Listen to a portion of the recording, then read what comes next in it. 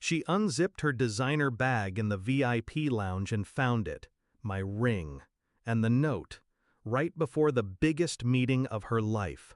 She froze, fingers trembling on leather, like the past had just crawled into her throat. I imagined her face, polished, poised, lips glossed and parted, cracking. She thought she buried me in silence. She forgot I bury cleaner. 6 months earlier, she told me she loved me, said it with her head on my chest and a glass of wine in her hand, still dressed in her power suit. I'd just helped her rehearse the board pitch that got her promoted. Back then, I believed in her more than I believed in gravity. She said we were building something. She just didn't say it was on top of me. It started small, a text she flinched at, a trip that went from 3 days to just one more night.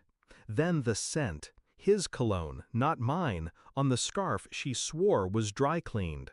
Still, I waited. Not because I was weak, because I was measuring the collapse. And when it came, it was quiet. An email left open on her laptop. He called her Miss CEO. She called him Plan B if this doesn't work. This was me. I didn't rage, didn't throw things or beg for honesty. I watched, studied, smiled in all the right places. She thought I was slipping away. I was slipping the knife under the table. She had this routine. Every major meeting, she'd bring her bag early to the airport lounge, like a ritual. The blue Mont Blanc folder, the stress mints, the second phone. She thought no one noticed that. She was always obsessed with control. I learned the contours of that obsession and built my revenge to fit perfectly inside it. A month before her Tokyo pitch, I started planting.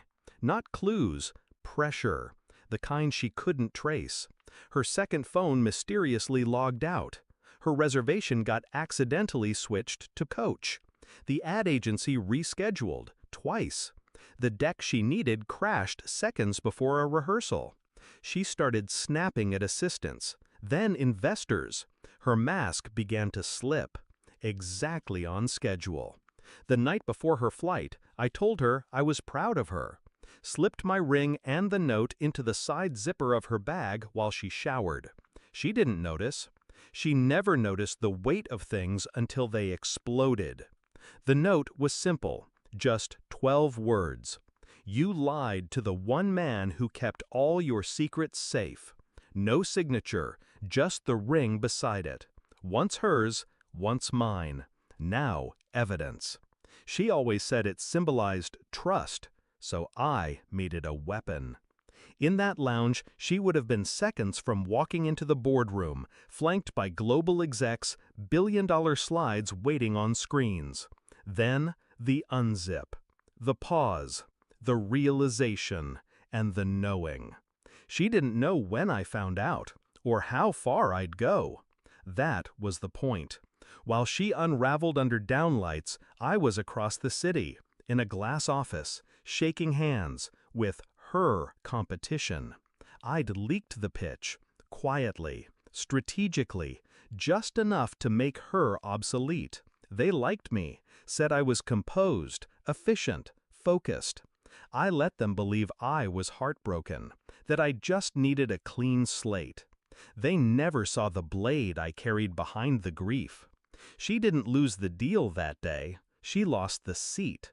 They saw her shake, saw her lose timing, rhythm, control. They don't give empires to people who bleed in public. She came home 2 days later, didn't speak, just stood in the doorway, bag still zipped. I was on the couch, book in hand, pretending I hadn't watched it all unfold from 12 angles. She finally whispered, "You did it, didn't you?" I didn't look up. "You left me first," I said. "I just made sure it stayed that way." She didn't cry. She was too proud for that. She just sat down, stared at her hands, and finally understood. All those things I helped her build, they were under my name. The patents, the domain, the prototype. She used me for my mind, forgot it came with memory.